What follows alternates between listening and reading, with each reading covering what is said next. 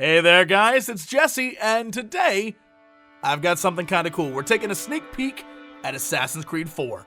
About a month ago I got a chance to go to San Francisco, get my hands on the game, and more importantly, record some of it. I had a blast, super thanks to the AC4 team, but enough of an intro, let's get down to the game. Now I know a lot of you are going to want to know right off the bat how the game compares to the others in the AC series, and about characters, and about the story, and the combat, and all that. Trust me when I say though, after you get your hands on this thing, all you're gonna care about is the piracy. It's that fantastic. Yes, it is all the roof running, bale of hay jumping into, distracting crowd of women fun you can expect in an Assassin's Creed game. And from what I played, the story seems pretty solid, although I can't really share any of the details. I'm not allowed to show you cutscenes or anything. I assume for spoilery reasons, but I don't really know. But I can say it was very well done. The characters are really great. The pirates, I mean, come on. Pirate dialogue is always good dialogue. There's really, really funny scenes that I don't want to spoil, and again, can't. But the characters are really flushed out, and I actually like that about the game. But anyway, like I said, the real treat here is the naval portion of the game. Taking its cue from Assassin's Creed 3, Black Flag steps up the sailing portion from fun side adventures to pretty much the main show, and in doing so, they make it a whole bunch of fun. Like, even though I enjoyed it back in Assassin's Creed 3, there's something new about it, something fresh, and I can't put my fingers on it because a lot of it you feel like you've experienced before, so it's really easy to get into. Even though I had only a few hours in the game, I can already tell, like, I'm going to spend countless hours doing this, exploring islands, sailing the seas, fighting schooners and frigates, collecting various booty, human and otherwise. I mean, it's great. It's really easy to get into, and yes, while the game does try to hold your hand, helping you learn the ins and outs of piracy, shipboarding, landmark finding on the map or whatever, it's actually so easy to pick up that I was doing those things before I even got to the missions where it was like, I'm going to teach you how to do that. I know some people dislike that about games, but I actually enjoyed it because it reminded me of those open world games that I loved. It had that GTA feel to it, where I could go do whatever I wanted to because I wanted to do it. And I didn't have to follow progression to get there.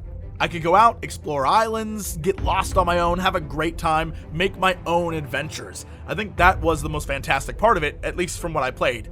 When it comes to naval combat, if you played AC3, you pretty much know what to expect. Circle the ship, damage the ship, board the ship, plunder all you can.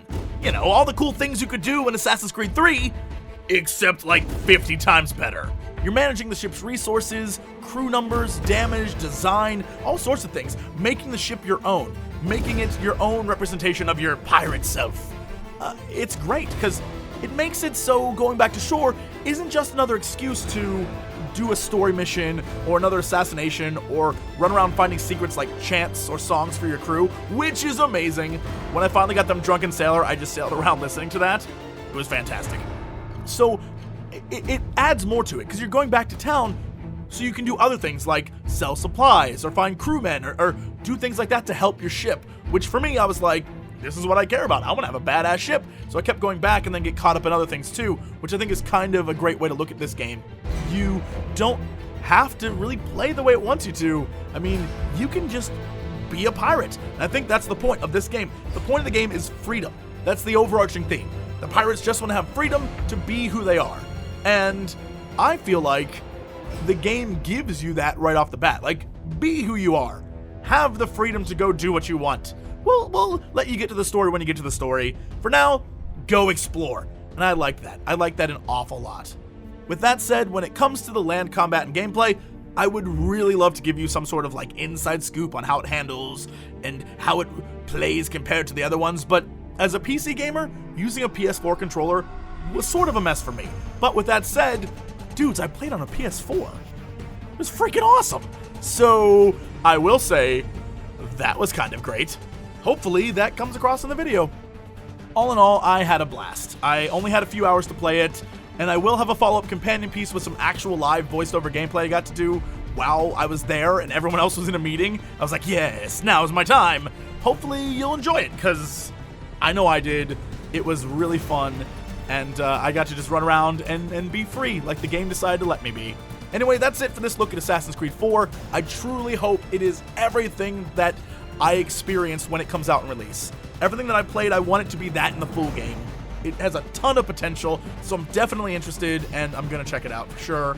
Thank you for watching, and as always, to be continued.